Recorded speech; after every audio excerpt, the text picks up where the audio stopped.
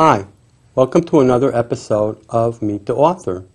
Today I'll be talking about a video that I myself produced about American artist John Singer Sargent. The name of the video is John Singer Sargent, Secrets of Composition and Design. John Singer Sargent is one of America's and Europe's great portrait artists. He was friends with other giants of his time like Monet and authors as Henry James. Isabella Gardner was an avid patron. However, while admired, he had critics. Paintings like The Daughters of Edward Darley Boyd and Miss Cara Birch remain a mystery as to why he painted them the way he did. This educational video will look at the design concept Sargent used and attempt to uncover secrets behind his style. Other paintings discussed in the video are Madame X, El Jaleo, Lady Macbeth, Robert Louis Stevenson and his wife, Dinner Table at Night, Fumée d'Ambre Gris, Miss Priestley, Mrs. Vickers, and more. A hint to the composition secrets behind everyone's favorite, Carnation Lily Lily Rose, is also inside. Was Sargent ahead of his time?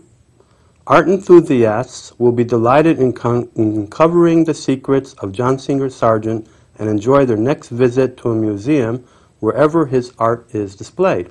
Well, tonight I'm going to give the story behind the story, and I have my friend Gil Marin, who's also an art enthusiast, and he will help me with the passing along and of the materials and helping me show the materials that I'll be showing tonight.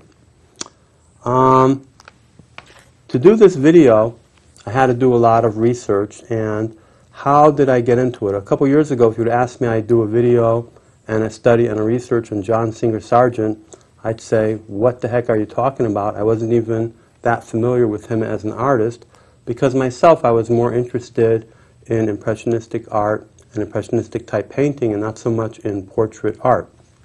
And also I was interested in creativity in art and in teaching students how to paint, and therefore I run different workshops, and I wrote this book called Creative Painting for the Young Artist.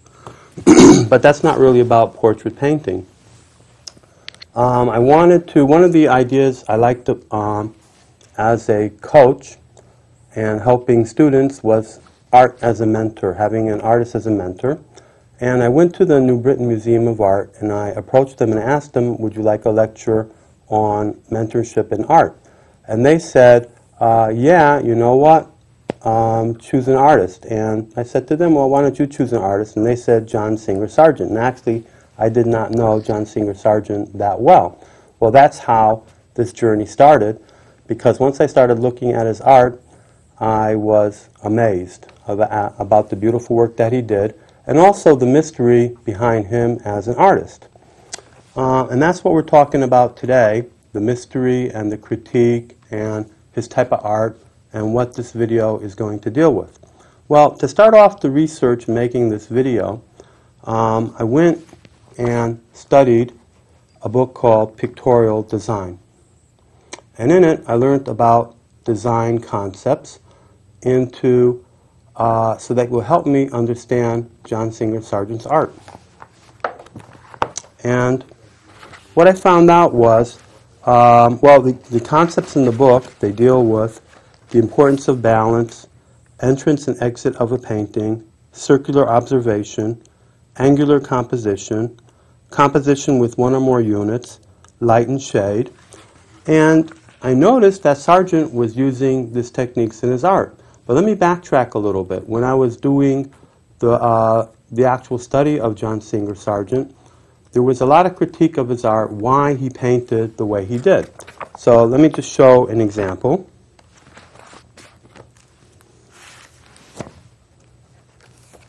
We have, for instance, at the museum, New Britain Museum of Art, we have a painting called Cara Birch. And if you look at the painting, you see that she's not smiling. So right away people would say, you know, is John Singer Sargent devoid of emotional content in his painting? Is he skipping emotional content in his painting? Or is he painting sort of like what you see is what you get? Why is he painting paintings where children are not smiling. And this was some of the critique. We'll talk a little bit more about the other critique later on. So why did he even paint the painting like this? And these are some of the mysteries behind him. Another mystery was a painting called The Daughters of Edward Darley Boyd. And when we look at the painting, The Edwards of Darley Boyd, we immediately see that we have some questions. You know, the daughters are not together, they're separated. Again, they're devoid of emotional content. There's a void in the painting, and there was even a critique of he painted four corners with a void, or circle with a void. Another painting that brought a lot of critique to John Singer Sargent as an artist, we have here on the front cover, and this is a painting called Madam X, and it's in the Metropolitan Museum of Art in New York. And then there were critiques as to why did he paint this woman? She originally had a strapless shoulder over here. Why did he paint such a risque painting? Why is she almost blue? Why this composition where her head is looking to one side?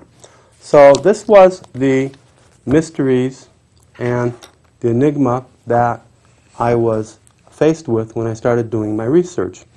Well, to get to understand the paintings of John Singer Sargent, again I had to understand who his teachers were, what did they teach him, in what ways was his paintings like their works. I had to study everything I could about John Singer Sargent himself as an artist, and then I also had to learn about his contemporaries. Why was he unique?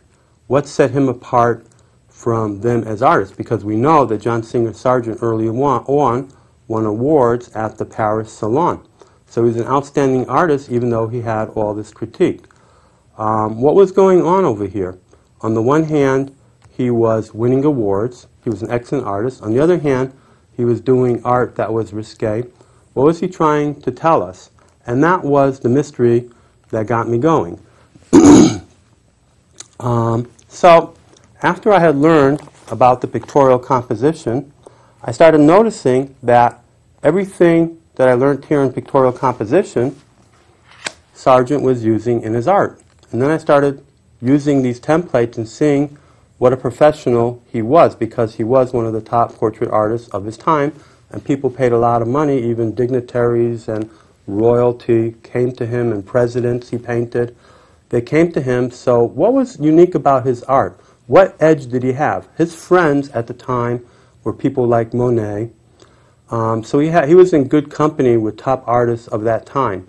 So, but what set him apart? What did he know that other artists didn't? And these were some of the questions that were gnawing at me that I tried to uncover. So, for instance, here are some of the things I uncovered that we know about Sargent when we started studying him. One, Sargent liked Plato's definition of beauty, the splendor of the truth. Then, if he's interested in the splendor of the truth, why is there so much critique? Sargent also liked the artists Leon Bonnet, Velázquez, and Hals. So I wanted to study these artists and find out what was Sargent using from their works in his own that gave him the edge. But these were also artists that other artists of his time were following. We also know that Sargent and other contemporaries of the time were interested in classical art and bringing that classical art in a more modern way. How did Sargent succeed in doing that and bringing classical art in a more modern way? Another thing we know is that Sargent surpassed his teacher, Carlos Duran. He was even doing better paintings and he became more famous than his teacher. How did he do that? How did he become more famous than his teacher? Again, what was his edge? So I had to study Carlos Duran's work and find out what was common between Carlos Duran's work and Sargent, and in what way did Sargent surpass Carlos Duran. So one of the things we learn about in pictorial composition, that the purpose that an artist uses composition is a thing called unity of design, where they try to have unity in the painting, that everything in the painting makes sense, and try to figure out ways to attract the interest of the person looking at the painting so that they will keep their eye on the canvas for an extended period of time. How did Sargent do this? How did other artists do this of the time? So some of the things that we have in pictorial composition, which we have in the movie, and we'll show this in some of the paintings in a moment, is a thing called balance of the steelyard, a technique. Another technique we have is vertical and horizontal balance. We'll see that Sargent had used techniques of balance in his paintings. Entrance and exit. How do we enter a painting? How do we control the viewer to enter the painting? And then how do we control the viewer to have a nice exit, that it shouldn't be too shocking? Circular composition. We will see that Sargent also used a thing called circular composition, where the composition in the painting is in the shape of a circle, and that has a nice balance to it. Another concept in composition is a thing called the line of beauty. We'll see that Sargent also used this concept in his art, the line of beauty, that makes the painting more beautiful. Another one is, if your portrait painter usually has a problem with this, it's called composition with one or more unit, whereas the portrait is the unit. How does the artist have the portrait to be stable within a four-frame figure, a rectangle or a square? How do we balance and how do we stabilize that one single figure, in this case the portrait? And it's sort of like a boat floating in the water. You have to anchor that boat in the water that's surrounding, which is the composition and the things surrounding the figure in the painting. How did Sargent do that? Light and shade. That's pretty common. We all know about that.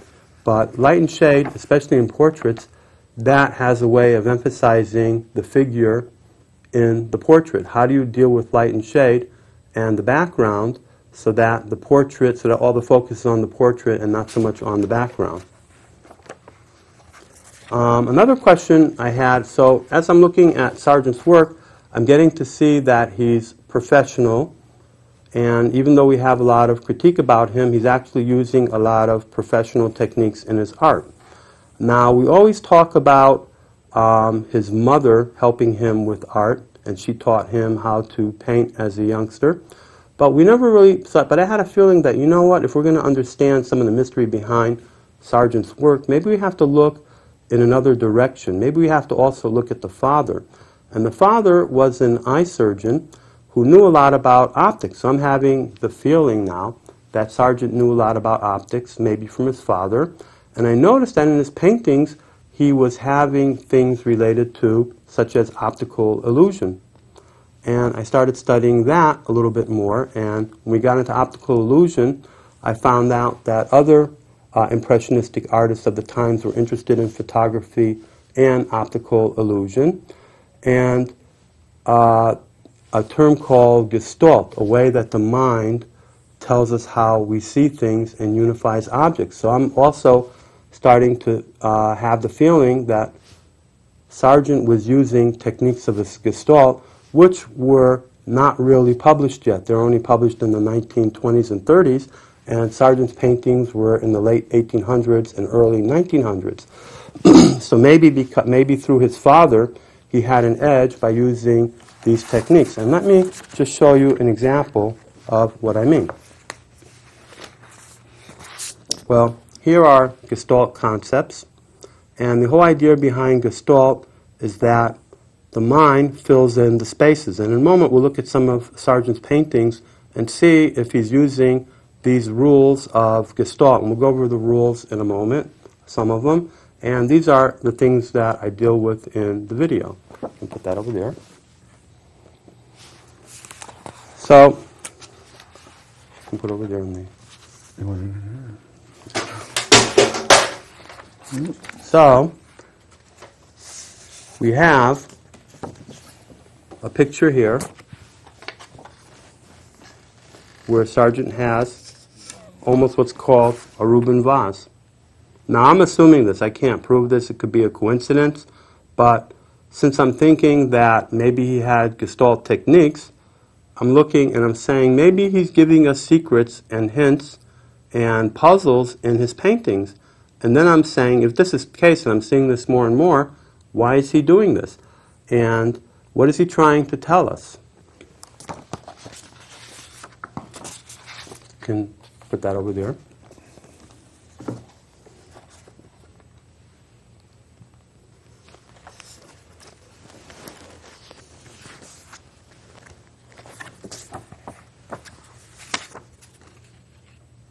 So the Gestalt effect says the mind's ability to visually organize forms and shape into a unified whole, instead of being a collection of lines and curves. So I'm using, in addition to the rules of composition, when I'm going to look at Sargent's works, I'm also going to take some Gestalt ideas. So in my opinion, one of the things that Sargent was trying to do is that he was on a mission, like other artists of his times, to paint classical paintings in a modern way. So I, in the end, called his work, my opinion, is a thing called neoclassical impressionism. He combined classical art in a modern way, but he was also interested in impressionism and composition and rules about how the mind sees paintings. So let's give some examples.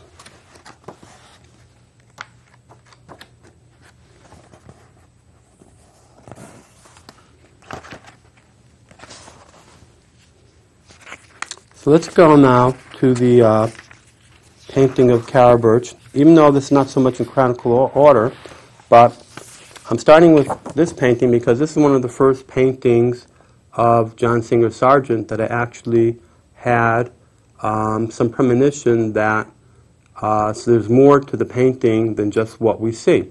And one of the things I'm going to mention here, I started right away, and now I want to backtrack a drop.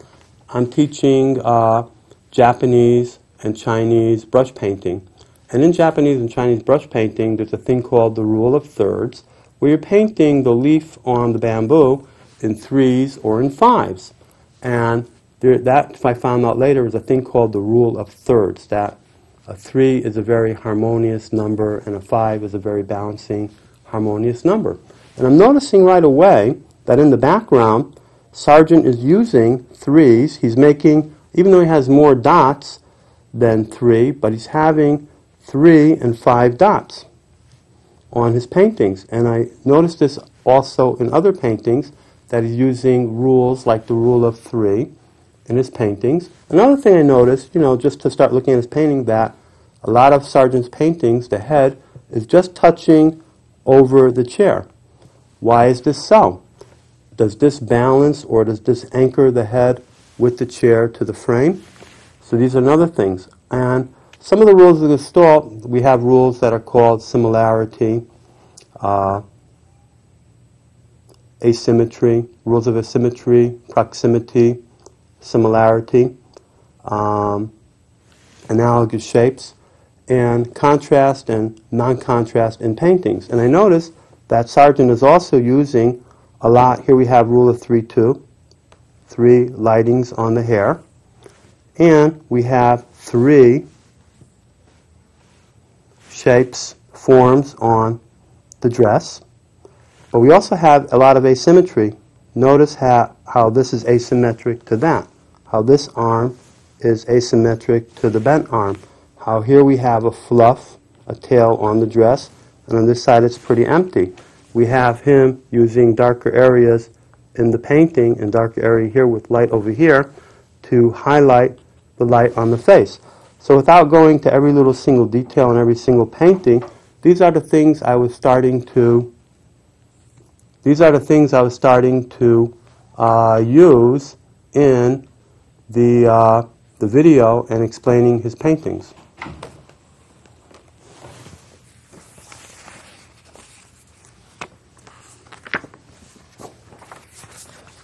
Now, also, if we look at the famous painting of Madame X,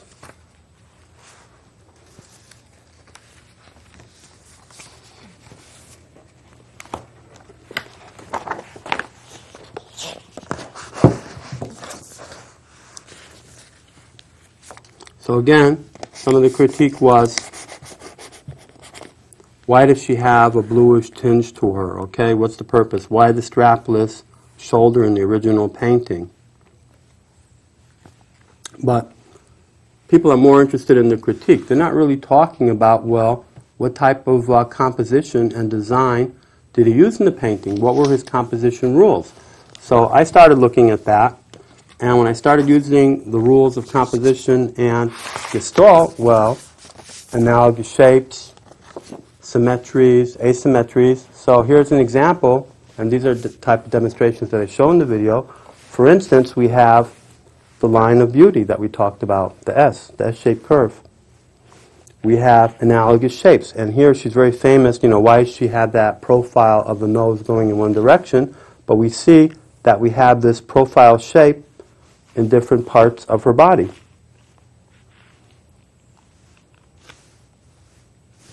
Okay, we also have the rule of threes, where she's only showing 3 fingers, and he does that in a lot of his portraits. He only shows 3 out of the 5 fingers whole, and the other fingers will only be partial. So he's using the rule of threes. He's having symmetrical and asymmetrical and analogous shapes. So here we have the shape of the table, and in other words, every part of the painting, there's nothing by accident. Everything is done and planned. And we know that he worked on this painting for a year. So we have this shape here, but then we have that as part of the dress over here, the exact same shape. So we have analogous shapes. We have parallel lines that give strength and keep the eye to stay on the painting. So we have the arm going straight down with the leg of the chair, of the table, and that is giving strength to her as she's standing. Other things, we have analogous shapes. That could also be like with the nose. And these are the things I'm talking about in the video. Show that over there. And here's a little bit close-up of analogous shapes that he's using, and symmetries and asymmetries in the painting. You can hold that a little bit closer up. One of the things I did in the movie, in the actual movie itself, I have drawings on the movie where I'm actually demonstrating and showing live drawings. And to do that, so I had to learn a little bit about video editing. And there actually is a new video by Cyberlink Power Director 11 Ultra. And in this new video technology, you can actually go in and draw online on the painting or on the photo for demonstration purposes. So it's able to do that and put that into the video to make it easier for the viewer to understand as I'm narrating what exactly I'm talking about. Put that on the side. Now here's a picture of one of his artists, Frans Hals. And Frans Hals lived in the 1600s. And I went to study Frans Hals. What did Sargent like about Hals? What was unique about Hals? Hals was a portrait artist also. And what were the similarities? How did Sargent improve or do things differently, and how did he do things the same? But one of the things that I noticed when I was doing this research, and why there's some confusion about John Singer Sargent as an artist, is that Sargent didn't leave a journal about what he did. And then when I read about Hals, who is Sargent's mentor in a way, and we have another artist, Velázquez, who's also like a mentor, Hals didn't leave a journal either. Is there a reason why an artist would not leave a journal? Are they keeping the secrets? Do they want you, through their art, to understand them without necessarily telling you in a journal? So I found that similarity, maybe there's a mystery to that. Maybe there's a reason why they both didn't leave a journal.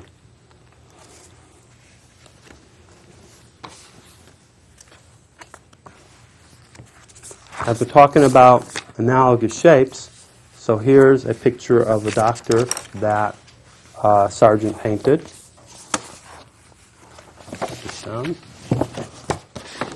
And I also was interested in the painting because I noticed that almost everything is red. Why would someone paint the painting that almost everything is red? portrait artist. But leaving that aside, what I did, if we're going to look at the different rules and the different techniques that Sargent used. So for instance, we talked about the rule of three.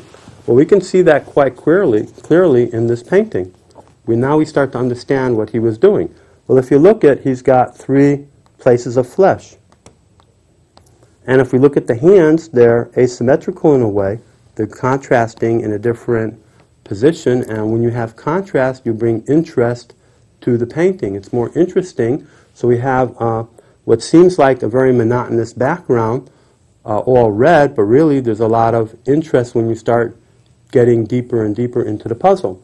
So we have 3 fingers mainly showing. Even though we see parts of the other fingers, we only see full 3 fingers, so you have that rule of 3 again. And then we have analogous shapes. We have one little piece of white sticking out for his shoe. But then again, if we see, we have that shape over here in the cuff, and we have that shape over here in the neck. And we also know that Sargent chose the clothes in most instances that the people wore. So there's a reason why Sargent chose the clothes. He wanted that to be part of his design, part of his composition. He had a reason for that. And we also see in a lot of Sargent paintings these little highlight dots. Halls also use highlighting. And we also see that these dots are usually in 3s and in 5s, but they sort of like we might have a void. They lighten up the void and bring interest to a dark spot. Let me show that over there.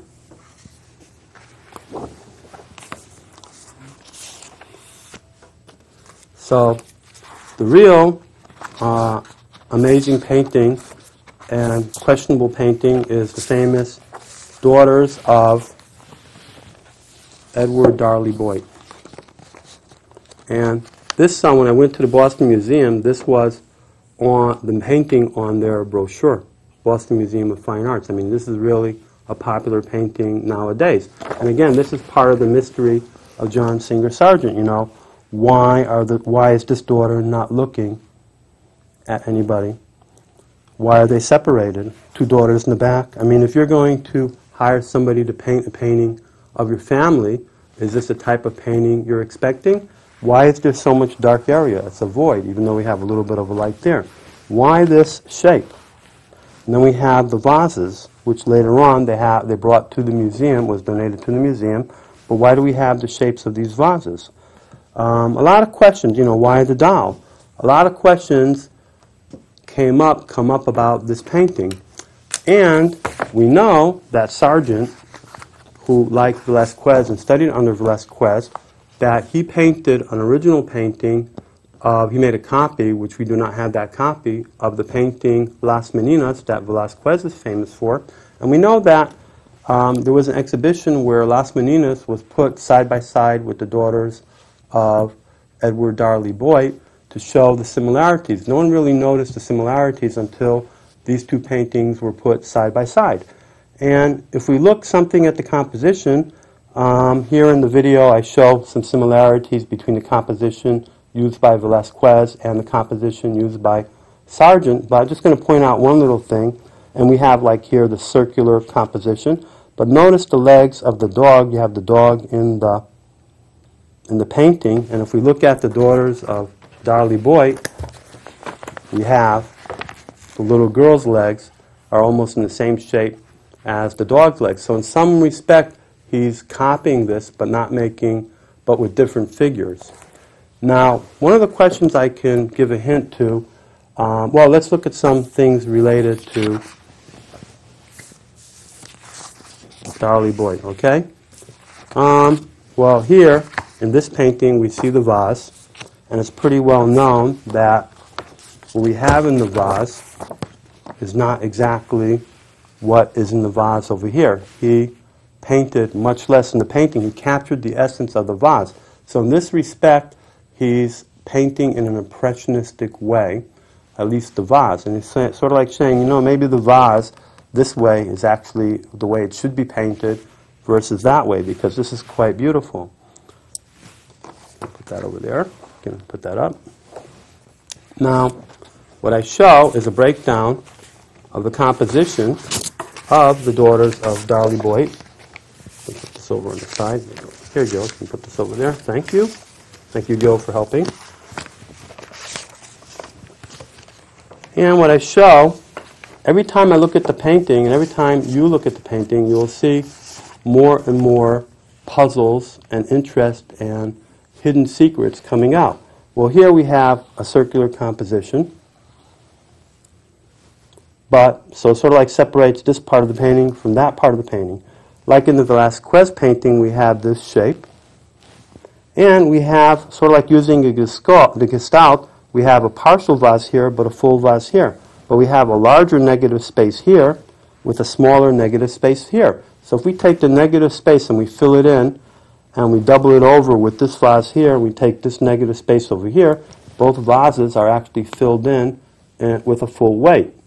Another thing we notice is that if we look, we'll see the shadow of the rim, the broken rim over here on the dress of this daughter here. And the other thing I notice is that, look at the leg. We have a picture of the vase in the shape of the leg, in the negative space between the two legs. And even though the daughters are not connected, but in reality, Sargent did connect the daughters because he has red connected with red. Okay, he has this daughter having the same hairstyle as that daughter. He has this daughter having the same hairstyle as that daughter. We have the doll looking up. Even though this daughter is looking out at us, the doll is actually looking up and connects us with that daughter. And on the other hand, he also separated the daughters. Here we have this daughter can be in her own frame, a rectangular frame like over here. So he separated the daughters and he also connected them. And I think one of the reasons why he did that is because remember we talked about the rule of threes, and Sargent liked to paint things in threes, and here he had a challenge of painting 4 daughters. How is he going to paint a number 4 and keep to the rule of 3 and keep harmony? So what he did was he had them separate but also interconnected, and he also put the doll. So if we count, we have 1, 2, 3, 4, 5 if we count the doll. Or we have, if we count the vase, we have 1, 2, 3, 4, 5. So I think that's some of the tricks that Sargent was using. Gil, as an affectionaire, of an art affectionaire, and you go to museums a lot, and you also followed Sargent, and you went to the Boston Museum, and you know he's pretty popular. So as somebody who's like not really a layman, but what type of questions about Sargent would you like to ask? Well, does Sargent fit in as one of America's greatest portrait artists? Where does he stand as far as? He's considered today, probably, I mean I could be corrected, but he's considered as America's #1 portrait artist. And as we're learning more and more about his works, it's becoming more and more known that this is a proper position. But we have to remember that even though he's a portrait artist, he lived most of his life in Europe. So he's an expatriate too, although he kept his American citizenship. So when we say American portrait artist, we have to understand that he also was a European portrait artist, and he was very well known and known as like very well sought at that time. Yes, and also, how does he fit in the world of Impressionism? Sargent knew Impressionistic art. He was friends with the Impressionistic artists. He did Impressionistic art, but he didn't only just did Impressionistic art. He also did realistic art and classical art. So he sort of like went back and forth and used maybe a small percentage, like we see in the vase in the Daughters of Edward du Bois. He used some Impressionistic techniques in a painting that was basically a classical painting like Velázquez, but also a portrait paint, a modern portrait painting. So he basically combined Impressionism with realism, with classical art, and portrait art all together. Thank you. Well, that concludes our show for tonight. I wanted to point out that I did this research on John Singer Sargent, and hopefully people will get a better understanding of him and and some of the mystery surrounding his work and some of the critique about his work will go down, and that sergeant will go up another rung on the ladder. So, thank you.